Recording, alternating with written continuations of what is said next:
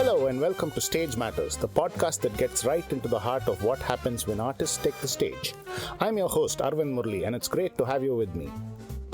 On this podcast, we are cutting through the noise to understand the true essence of what makes a performance soar, what challenges performers face, and how they consistently deliver those transcendent moments.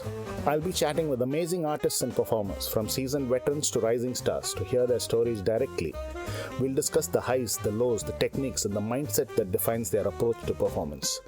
If you ever wondered what it truly feels like to command a stage or what goes into those breathtaking artistic moments, you're in the right place. Let's pull back the curtain and dive into Stage Matters.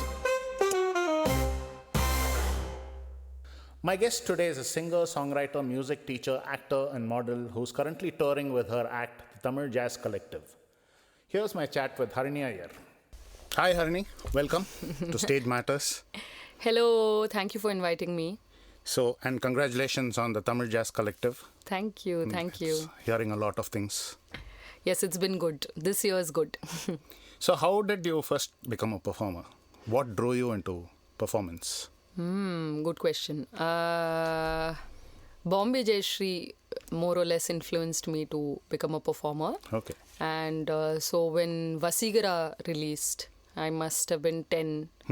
And this release happened around a time when I was in my mum's hometown in Tirunelveli and for summer holidays. So I would just keep singing this song non-stop because I loved Vaseegara, and I think that's when I found out that this is something in my vocal range, because I'm also an alto singer, and this song felt easy to sing, beautiful to sing. I didn't think all that up. Now in hindsight, I'm thinking all this. But I would just stand at the Tinne, right? Like in that Agraharam space. And whoever walked by, I would call them and be like, you want to hear me sing? And I would sing for them. Okay, so I loved that confidence. I don't know where it went away. Now I think post all this education and adulting and all that, you become so conscious. But back then it was a pure feeling of I want to sing and I want people to listen to me. That's all. Okay. So, and then people called me, my uncle used to call me Vaseegara Harini. Okay. Because that's how much I kept singing. So I guess that's what started it. Was there like a pivotal concert that you watched of somebody which you said, wow, and I want to do this? Oh, good question.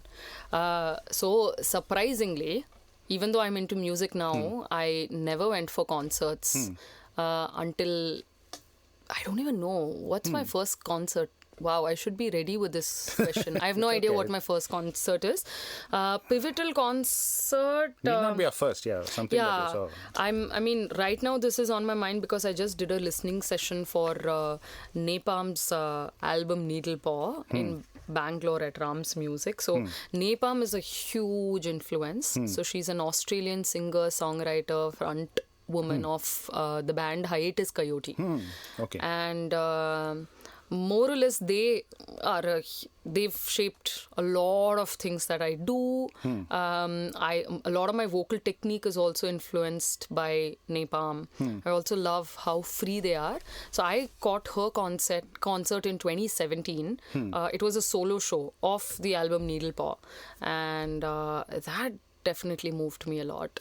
And that was at Brighton Hall in Boston.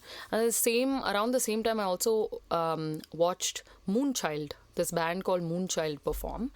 And wow, I was moved by them as well. Moonchild is such a lovely act to watch live. They're very small band and not that popular yet, I would say. Not here at least. They're quite popular in America. But Moonchild, I think, was an amazing experience. So were you nervous when you did your first stage performance? I don't remember, because Vaseegara is my first stage performance and I was not at all nervous. Let's say a formal stage. But apart from that, so my early experiences have been not a sabha culture, but I mean, I'm trained in Carnatic music, so I grew up on that. I've never done like a proper arangetram of sorts, but my mum is into Kadha Kalakshepam and Sangeeta Upanyasam. I know, different worlds altogether. So I would sing with her, for her rather. So she'll say stories of like Bhagavatam stories, and then I would sing songs that she's picked for each of these stories. So I grew up doing that for almost 10 years. So I would just sing with my mum. And I remember I was nervous at this place, Tirupati Tirumale Devasthanam in T Nagar, Venkatnarayana Road. So that performance, I was a bit nervous because my party teacher also came to watch. So I learned under Akhila Shiva Mami, Vijay Shiva's mother. And so, yeah, I think that I remember being a little nervous because by that time, music mattered to me and my teacher mattered to me. Till then, I hated music. I hated Carnatic music. I hated the way I was taught. And I think I was also moving around quite a lot. So I almost had 10 different gurus. So that's not fun. So I think one prominent place where I felt nervous was TTD because that was an important concert as well, both for my mum and because I was singing with her. So yeah. So has your understanding of performing changed from when you started to now? How has it changed? Wow. Deep question. There's a lot of them. Don't worry. This is just the beginning. How has the 100%? It's changed a lot because in one way there is safety in that kind of performance because I was sitting down on the floor in a way that's a lot more grounded. So I have felt less nervous, I guess, even though I did feel nervous at that time. Singing in temples, I've sang in a few temples as well. So, but all that is a very different experience altogether.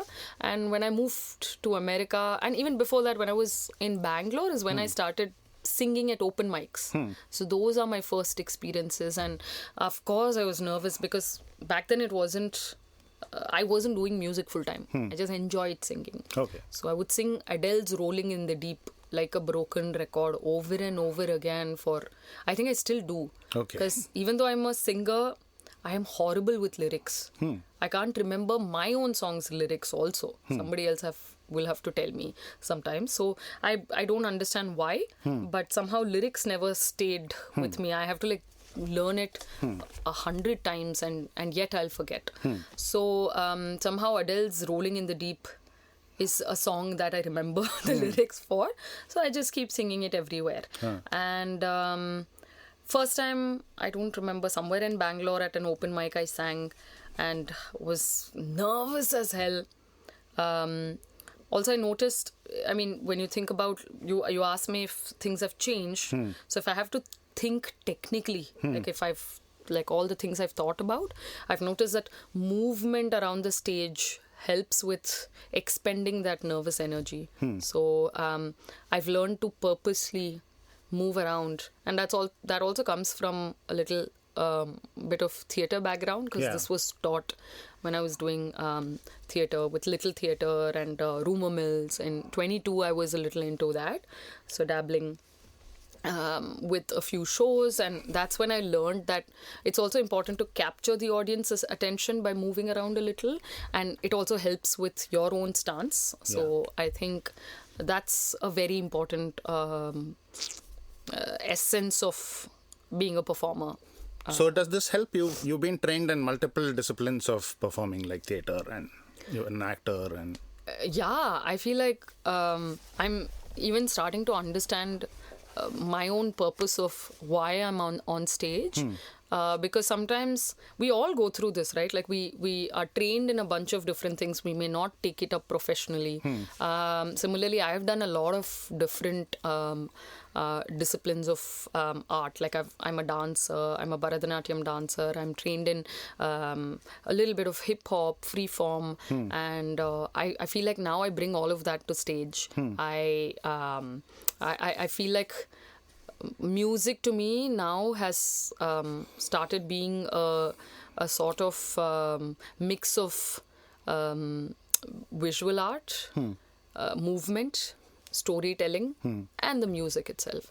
So I think it's very interesting how I've started seeing all of this. Like, for example, I don't know, when I saw someone sitting down when someone's soloing, and I find that very endearing. I feel like you kind of allow that space for someone to shine, especially a bass player, because when you're soloing, I mean, if someone's in the back, it's hard to see, and people don't get to see that. And in general, a lot of musicians are also shy and don't take up that space. I feel like as a singer or a front woman or a front man, you tend to take up that space. You learn how to. I'm learning how to also. I naturally do take space, but I also have noticed I can do so much more. But I've learned how to also give space, which is a very interesting thing I've been working out lately. Okay. So, yeah. Also, stop me at any time. I digress a lot. No. Yeah. This is your stage, not mine. Thank you. Can you take me through your preparation process for if you have a show coming up? Say short, like tomorrow or even a week. Okay. So depends. So usually I do prepare before shows. I don't do shows like too last minute. Oh, wait, you're asking me if I have a show tomorrow, what do I do the previous day? Yeah. Okay, got it. My bad. So in terms of being a vocalist, I make sure like a week in advance itself, I start like having a little more water because hydration is quite key and it's not like a last minute thing. You have to sort of hydrate for a while. Okay. In general, someone who's very well organized will probably be hydrated at all times, but I suffer. Okay. So because I'm a coffee addict and coffee is dehydrating. So I know that imbalance and I make sure that I compensate for it. So I have less coffee a week in advance, and then like instead of 2-3 cups, I'll have just one. And then I reduce my dairy content or don't have dairy at all. So that usually makes your voice phlegmy. So like small things like this, hydration is key. I have like a few different ways of warming up my voice. So I have certain like straw techniques, etc., which I will do a lot more often. And then the previous day, I mean, I just like to make sure that I'm prepared. The technical aspect is done, which is like learning a song or whatever, and knowing the lyrics or whatever the beginning and ending is supposed to be, etc. And once that is out of the way, then I think it's a lot of mental preparation. I kind of also try to ground myself with meditation. That's quite important to me. I do a lot of breath work. Again, breath work is key in singing, and sometimes you end up not focusing on that. So I make it a point to do a lot more of that. And on the day of the performance, nothing much, just making sure that I'm, again, well hydrated, in a good space. I like to mostly be alone before I go on stage, because it's easy for me to get triggered by outside things that can trigger someone. So I try to stay in the moment. So I have a bunch of different practices to bring me back to the moment, which is quite important to me, because there is a very beautiful post I came across by this vocal coach, Eric Arsenault, and he talks about how being on stage is actually not for you, but it is for the audience. Like they have come there to feel something. So you have to stop making it about you. So you're there to serve them. And so it's not about how you feel. It's not about, I mean, it's not just about how you feel and how you connect with the audience, but it's about how they connect with you. So you take the sort of, what do you call? You take the Pressure, but also like the, I'm forgetting the word. Pressure makes it sound negative. Not just pressure, but like responsibility. Responsibility also is not, it's like you give the responsibility away to the other person. No, the onus. Yeah, onus is the word I was looking for. Yeah. So you take it away from you and it's on the people and you're there to serve them. So you have to make sure that your cup is full. You don't go there to feel something from that. You go there to sort of give them something. So I have noticed that it's a very beautiful and important responsibility. And the more and more I understand that, value that, I tend to be a better performer. because it's so much more than us, then it naturally takes the pressure off of you. It's not about, am I playing the right note? Am I singing the right thing? No. It's about like the whole umbrella of things. You can't allow yourself to think about all this while you're on stage, which is a very important lesson I've learned over the years, because especially education does that to you. You sometimes fixate too much on the technique and not enough on the emotion. And so that's one thing I always tell people who study music. There's nothing wrong with it. Just make sure you don't forget that you got into it because it brought you joy. Okay. You know, sort of a... Beautiful. Yeah. What do you look for in a sound check? Ooh, that's a great question. What do I look for in a sound check? Or what is your process? Sometimes you get like, if it's my own show, I like to have at least an hour-long sound check, so that everyone feels comfortable, especially when drums are involved. I want to make sure that our drummer is feeling very comfortable. Usually that's the trickiest to nail, so a lot more time there. And I try to make sure we get to at least sing the softest songs and the loudest parts, etc., perform together. I like to make sure that every artist on board has at least 5-10 minutes to see whether everything is working properly for them. And personally, for me, it doesn't take too much, because mostly I work with SM58 in most occasions, otherwise a wireless mic.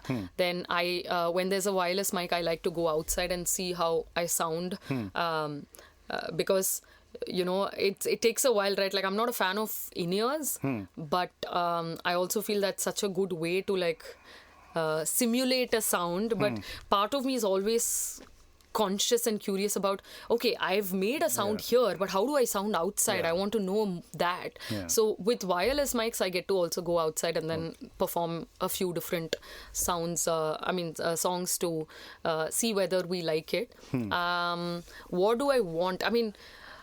Basically, I want like a sound engineer who's like very quick to maneuver through things, so that like the basic things like your PA doesn't blast off, or like feedback. It's awesome when you have there are sound engineers who immediately see that your vocal mic can get feedback, so they immediately figure out what can happen, which frequency can bring about a feedback. So they already sort that out very quickly. I love it when that happens. But I also I also studied and also I teach how to work with a PA system for singers, because a lot of singers who start off are scared of mics and monitors and this thing. They sing like this. They're like, I shouldn't put... Also, shall I talk in Tamil? Is that okay? You can, some Tamil comes out, there's no problem. So it's like, if I point my hand by mistake, it's going to be so bad. So this is a very interesting thing for me to teach students now. And also, like, I was very scared of that when I was starting out. So I have a class where we actually bring out all the possible feedback you can get from monitors and PAs and everything. So we have a jam room, this is at Swarna Bhumi when I teach vocal technique. So we have a dedicated class where we just go point mics at every possible monitor and PA, so which I like doing. These are probably the things I do at soundcheck. Nice. Yeah. How much of a balance do you have between rehearsing and improvisation? Like, how important is rehearsal? We're sort of workshopping all of that with TJC right now. I feel like knowing your beginning and ending is very important. Especially like if you've not jammed enough, then it's better to sort of have a very structured beginning and ending, or like even with the form being like, okay, this is what the form is, because some versions of it will be like just AAB, some will be AABA. So are we following the same Ideal Pro tab is very important. I've noticed because sometimes people are using two different versions of it, and you're improvising, and then one person is in one part of the form and the other person, and then you're like, yo, this is jazz. So I feel it's a lot more easier when everyone is on the same page about the form. Literally the same page, you're saying. Literally, that's a good one. Yeah, literally the same page. But otherwise, lately what we've done, especially because with TJC, we're always bringing on a few new members.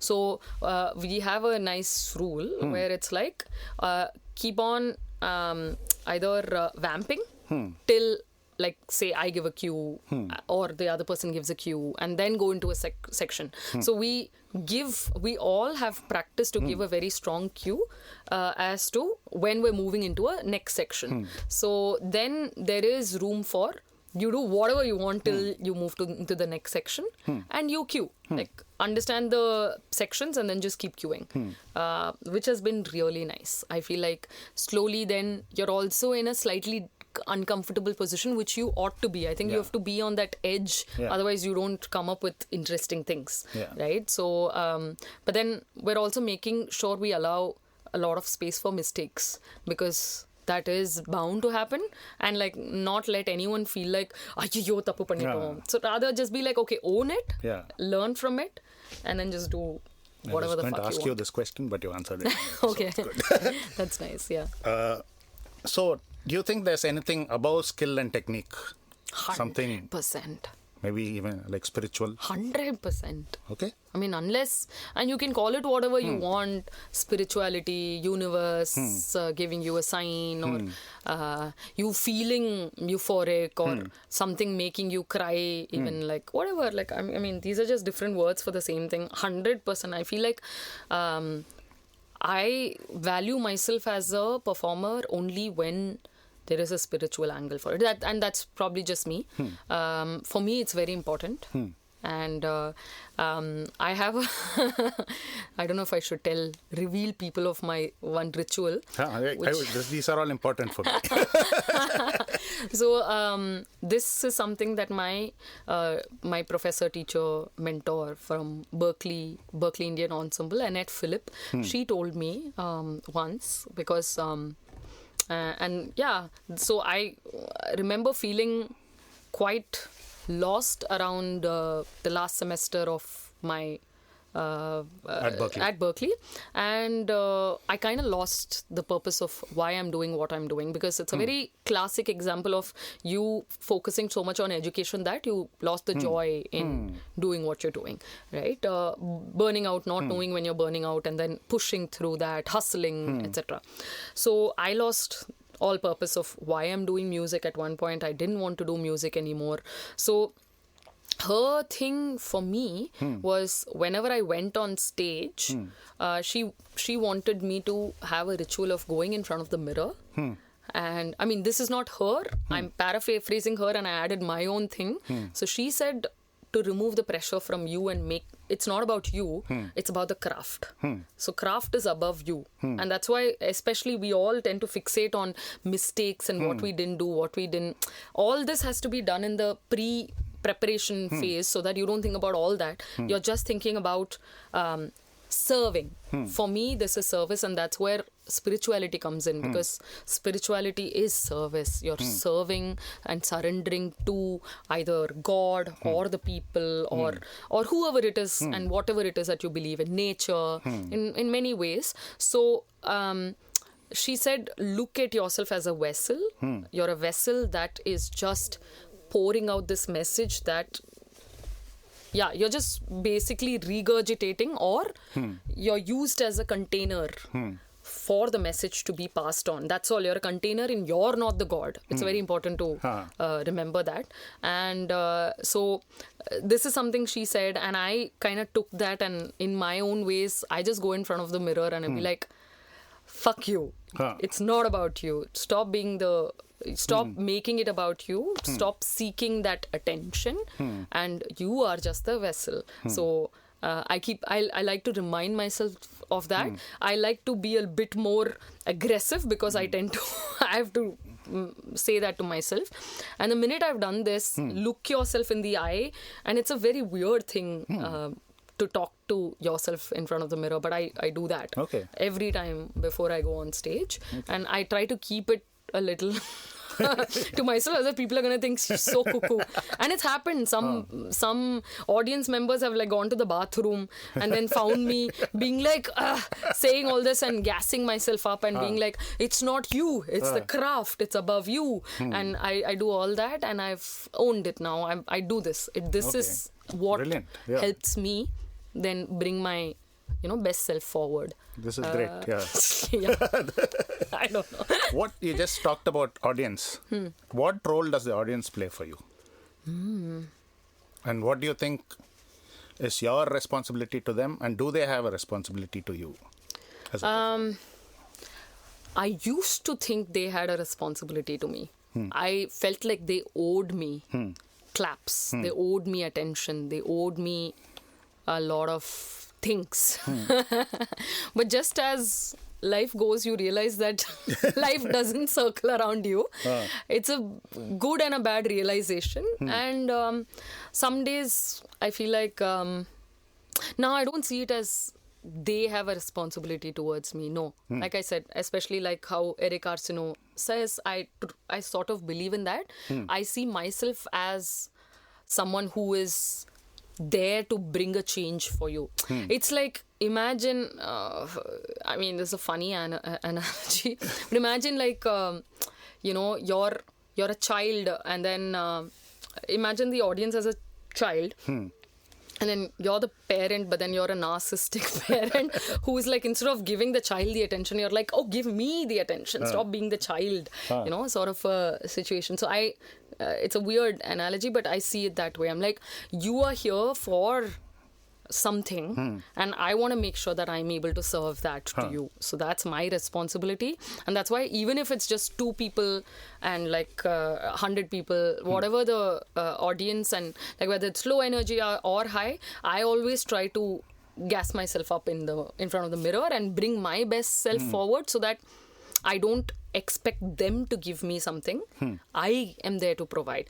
Having said that though, when there is a reciprocative audience, oof, what a beautiful... That's what communication is, right? Then both sides are communicating and you're heard, they are heard, and there's something magical about that. So I love it when there is more vibing and interaction, but I also feel like there is more responsibility on my end than the other person's end. Yeah. Great. What does stage persona and appearances mean to you? What do you think of it? Like, I feel like I keep changing my idea of stage persona also changes quite a bit. Are you like the same person on stage that you are off stage? Yes and no, I think. I am a lot more confident on stage. I kind of over the years, my relationship with stage has changed so much that, like I said, I think it also comes from a place of I'm here to provide. So I kind of want to always be in a position where, like, but it's not even forced. It comes naturally. So I'm quite confident. And whereas off stage, I can be quite all over the place and even fickle-minded. And I've learned to accept all these sides of me. So, but on stage, I feel like I turn into somebody else for sure. I love my on-stage persona. I feel very proud of that side of me. I like it. And I'm liking it more and more because I feel in the last year and a half, I've been spending a lot of time trying to understand how I want to represent myself. And earlier I never cared about aesthetics, etc. because I was in this phase of it's a weird, funny phase, which is like, why are men not seen as someone who should dress up or this thing? So I will also not do that. So in 2019 and all, I would like purposely go like one pichakari and be like, accept me the way I am, because why should the woman always take that extra this thing, and why are we eye candies, etc. So I went to one full-on zone of I will not dress up, I'll wear like only clothes that I would wear otherwise at home, etc. Then I realized that I was sort of selling myself short, because I think I was trying to project a side of me that wasn't there. I wanted to, specifically dress up for something. I like dressing up. So I was like, why not? The ecosystem is bad, but, you're trying to change it by forcefully doing something. So maybe not. Let's now focus on thinking about getting everyone to dress up then instead of just me. So you think it's important? It is important. Very much important. Because I wouldn't have, even you not dressing up is a statement you're making. So at any point, whatever you do or don't is action. So I was like, might as well do something productive, interesting. I go back to napalm because recently, I've done a lot of research for it. But she talks about how, so she got a scar from a crow that she raised, and she then turned it into a tattoo. And her statement was, let's question Western standards of beauty. I'll look like I've put together lots of random things, and that's a statement, and that's beautiful. It says something. For our first debut Tamil Jazz Collective performance at Nisarga, I curated the whole experience, and it worked. And now it looks beautiful visually. The place was beautiful, and a friend of mine, Saumya, who runs this eco-friendly clothing company called Hibiscus Heroes, she sort of designed our clothes, keeping in mind that it's a performance in Kerala and eco prints. So I loved it. And now again, when you start thinking about the responsibility, you can work with so many homegrown brands if that's your agenda, which is mine now. So working with many homegrown brands and then collaborating, cross-promoting, and you're bringing to attention your own work and theirs, and then it helps build a vision. So I definitely think aesthetics is very important, but right now I'm just exploring, so there's a lot more to do, I feel. But I'm trying. I'm having fun. What is your expectation of a promoter or an organizer? Wow, that's such a good question. Wow. Promoter or an organizer? Because they're also sometimes different. Assume they're the same. Okay, promoter and organizer. The person who's giving you the job. Okay. I don't know if this is a valid... Because I'm still trying to understand whether this is a valid thing to ask for. Please make a good poster. Do more social media stuff, no? Just because, I feel like when it's a revenue split, I've noticed a lot of places don't promote anymore. They expect the artist to do that. Yeah. We already have enough and more, If you do it, no, please. Just some posts here and there. Come on. You can just have some volunteer even do it. Think about cool things you can do.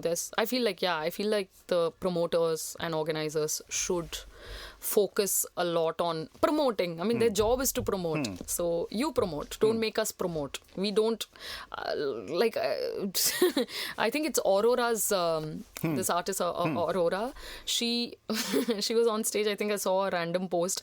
She's like, introverts should not be on stage. It's we shouldn't be doing this. And then she's stammering a bit, and she's like, it just makes no sense for us to be doing this, but then we're doing it. So, artists suffer a lot to even find their own personalities, and you're constantly projecting a different self.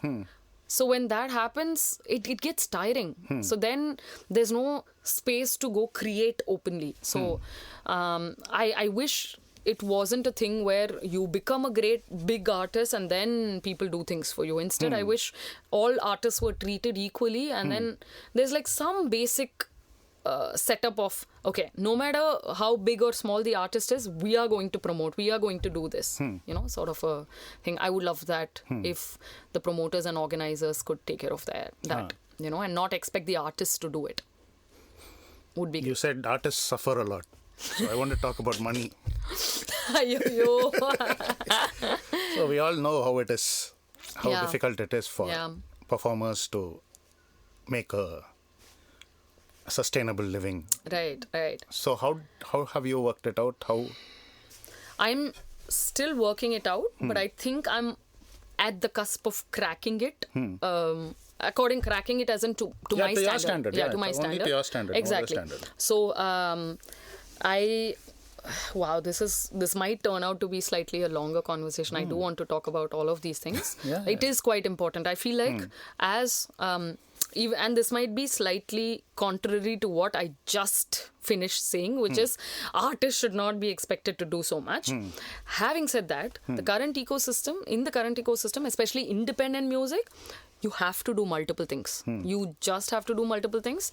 You either one out of two things. One is, and this is something I used to do, and I know a lot of artists who do, which is you have a secondary career, right? Like that is completely different from music.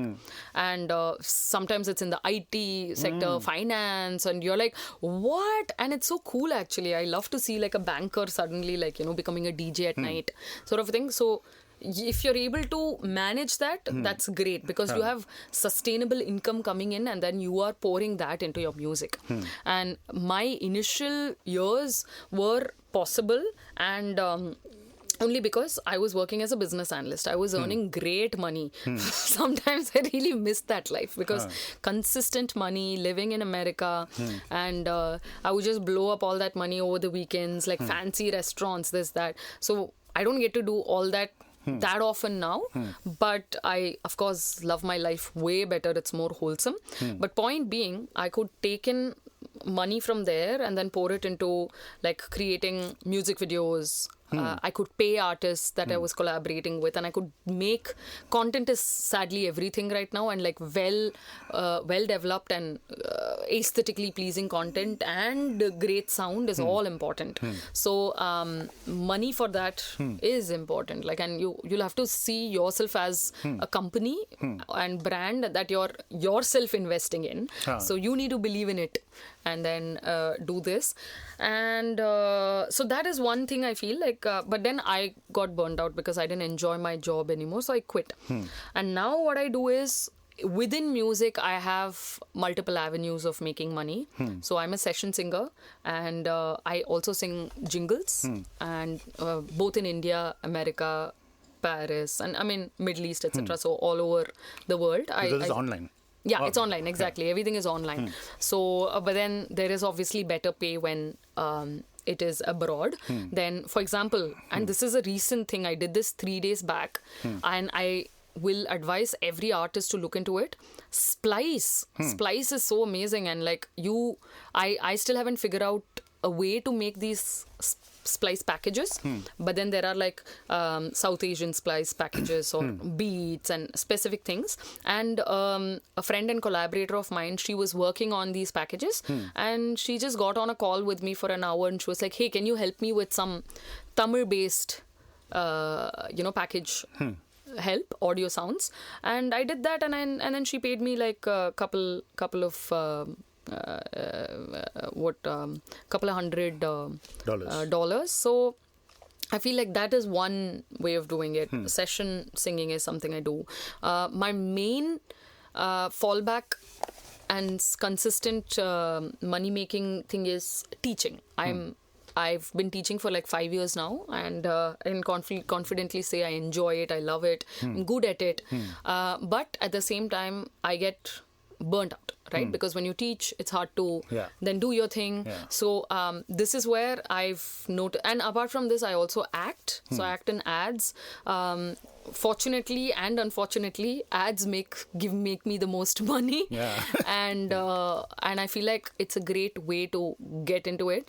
And I think we all need to get really good at plugging ourselves. I think we forget to do that. Then I also do corporate and commercial and wedding gigs as well. Again, they pay really well compared to your indie gigs.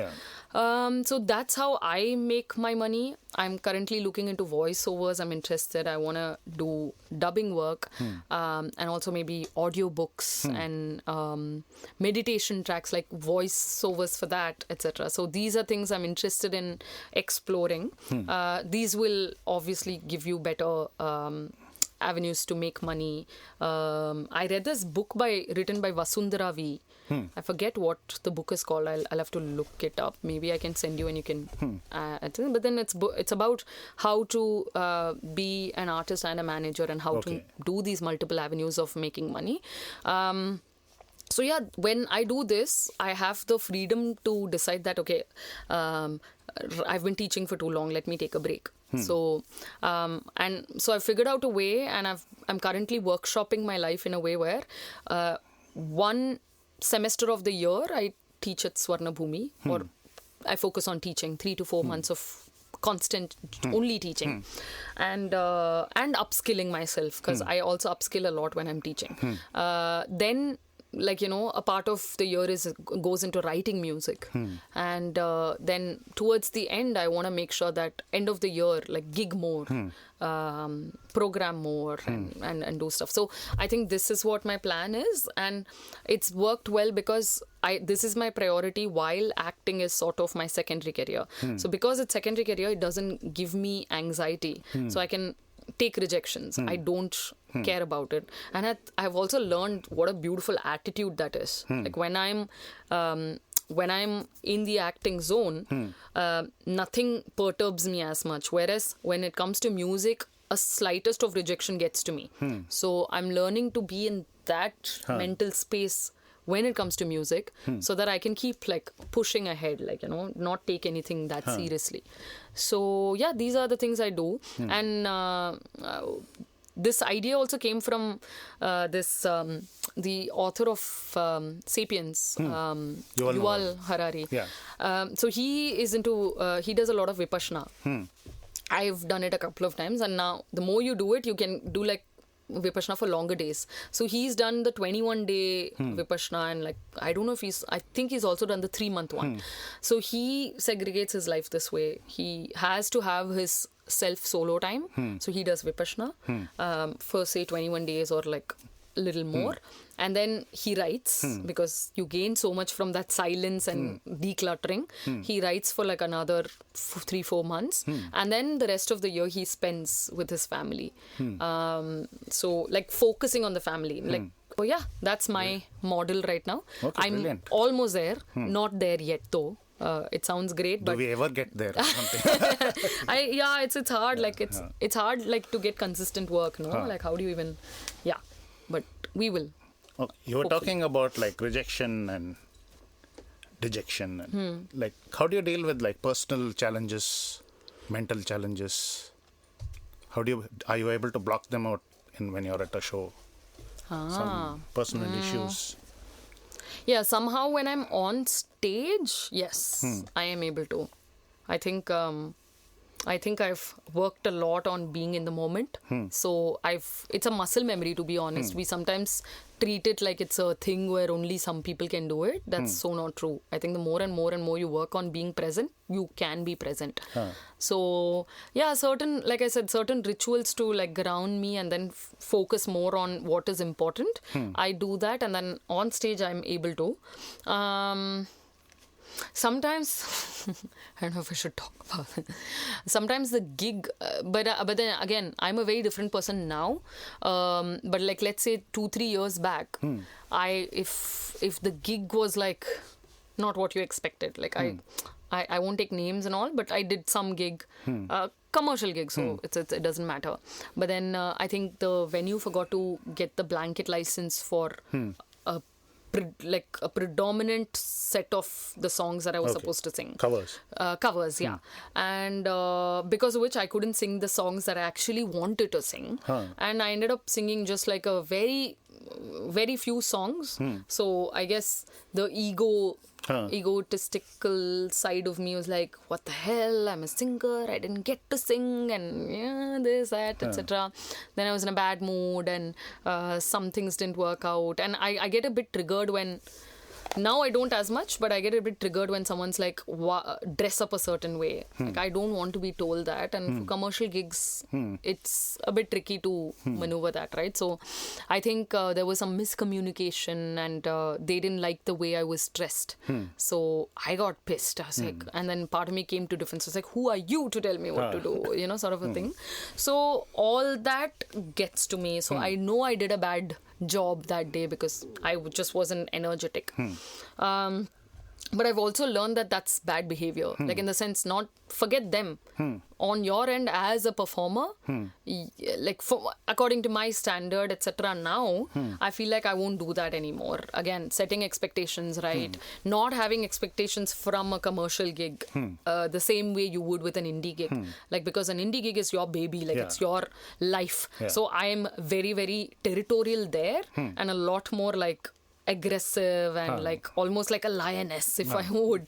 But then I've learned to just like shut the fuck up, just do the job and come back. Like, you know, a lot of artists do. So, and I think that's where I learned, like, just this whole singer being, because you are also sort of the face of the whole thing, right? So people do look at you for like, are you dressed a certain way? And especially, like I said, commercial setting. So I do the most basic things. I still, in my own way, I want to say fuck you. So I won't like do exactly what they're asking for. Like, I'll do my hair the way I want, and not like when they say make it presentable straight or something. Do they ask that? No. Yeah, sometimes they do. Okay. They have a preference. They're like, it shouldn't be unruly, it needs to be. I'm like, who are you to tell me this? I will come with unruly hair. So I have my own ways. On good days and bad days, it depends. So otherwise, I do the most basic thing. I'll look presentable and clean. That's all. That's all you get. You don't get to dictate anything more. So that sometimes is a challenge, but I've noticed that it's getting lesser and lesser. So it's not that big a deal. What are the specific challenges of being a female artist and problems that you face? I think this is one very important thing. Yeah, being considered the eye candy. And for example, I kind of had to like maneuver these things. Even with Tamil Jazz Collective, a lot of people think that I'm a singer for Tamil Jazz Collective. Nobody gets it that I started it, and it's my baby. And now that's what I've become very aggressive about it. I let people know, hey, I'm like, hey, I'm the founder of this. This is mine. And then, like, for some meetings, like, I met somebody, like, and they were like, oh, so are you the singer of Tamil Jazz Collective? I'm like, no, I found it. So like, oh, you're a co-founder of it. No, I'm like, I found it. Wait, so but who runs it? I'm like, hello, me. Do you want me to look like a man so that you is that what you want? Sort of thing. So that happens quite a bit. Which it's getting easier now though, like the more and more, I think, again, it's a thing of the ecosystem and nothing more. Like, you know, people are just used to that, so they expect that. So we're just here to change it. But that's one of the main challenges. Then, yeah, I don't know, sometimes it's a funny thing. Like, part of me doesn't want to be like, I'll carry some things and people will be like, no, don't carry. I'm like, I work out, I can carry stuff, you know, so I'm not that delicate sort of thing. That's one side of it. But mostly, I guess that's all. Otherwise, it's been fine. Sometimes safety issues, but again, I have amazing people and around me, and I'm constantly feeling comfortable. So, yeah, nothing more than that. Yeah. Okay, great. Let's talk about external stimulants. Like, you know, arts and any kind of art, there are stories of alcohol, drugs, various things, artists going on stage totally smashed. And what is your opinion? What is your relationship with these things? No, I don't like that at all. Neither me nor anyone in my team. I would not prefer anybody to be influenced by substance because... I feel like a lot of people feel they can't play well or be their best selves without being influenced. by substance, which is so sad to think, because honestly it's not the substance, it's you, it's in you, otherwise it won't be there. So if somebody is able to cultivate a practice to sort of work on bringing their best selves without other influences, I think that shows so much more about your artistry, and I respect people who do that. And I mean, I don't have a problem with anyone, whatever they do apart. Like when you show up for rehearsal, when you show up for shows, I would prefer you to be in a sane space. What's the unique aspect of live performance that you cannot recreate in a recorded medium? Ooh, that's a great question. There is a certain high when you're on stage, at least for me. I love being on stage, and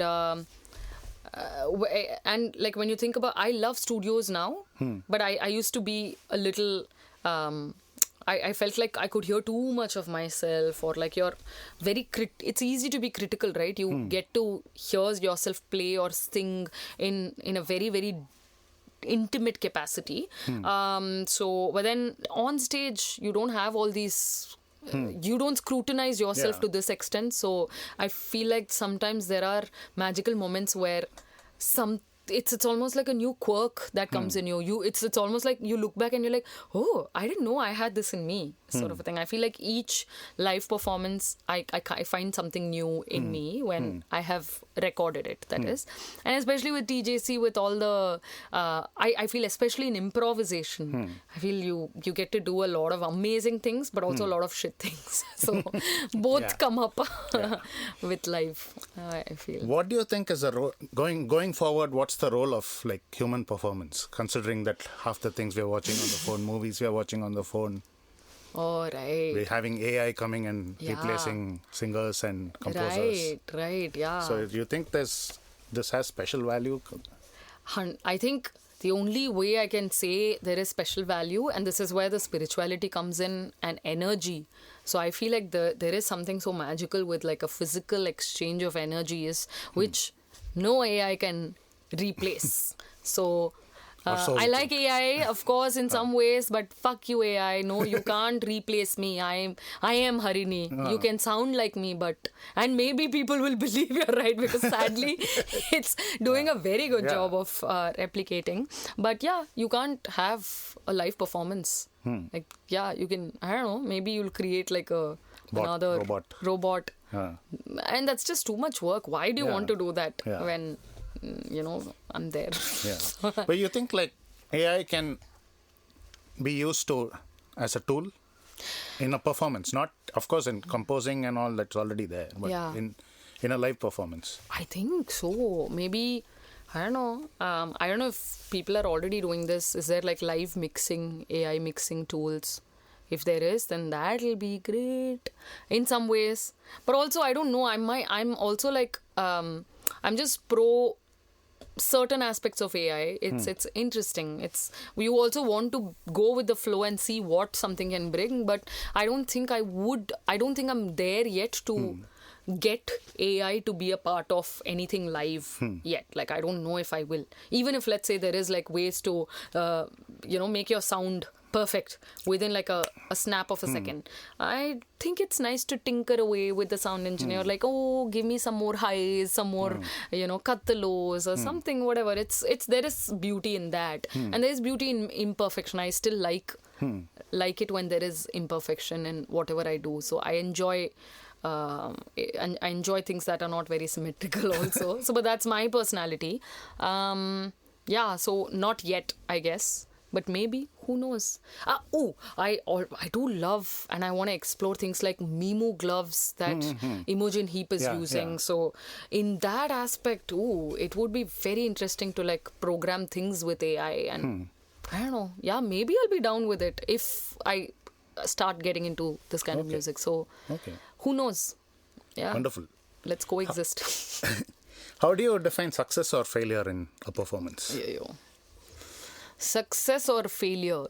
Honestly, it's a feeling. For me, it's a feeling, not so much for people I work with necessarily. Because again, that's where I think the thing of playing the right notes, etc. comes into place, right? Like, I feel I don't care if I've sang something wrong or made a lot of mistakes, but if I've managed to connect with the audience and the audience like feels euphoric and exhilarated, then my job is done. Then I don't focus so much on I made these mistakes or this that, because it's so much more above that. And most often than not, all the mistakes that are like lodged in your head are all in your mind. Audience doesn't know unless it's like a very obvious Shruti Bedam or whatever, right? So I feel like as long as there is connection, then I'm sorted. That's a win for me. And when I don't feel that connection, when I feel like I've lost, I don't have them here, then it does bother me. I get really bothered when I can sense that someone's not into what I'm doing. Okay. So it does bother me, yeah. Brilliant. Almost at the end. Okay. As we wrap, what are your final thoughts? Any final thoughts on what the essence of performance is? Oh, wow. Any kind of... I just spoke at length like about it. If there's one line. If there's one line. I feel a truly good performance is mastery of technique prior to your performance, to an extent where you don't have to think about technique. So technique or lyrics or all these tools that you're using consistently plays no role in your final output, and you're able to be present and deliver what feels true to you. This is brilliant. I think that is the essence of a performance to me. Okay, great. Yeah. Thank you so much for talking to me. This is like brilliant talk. Thank you. I had so much fun. Thank you. Yay.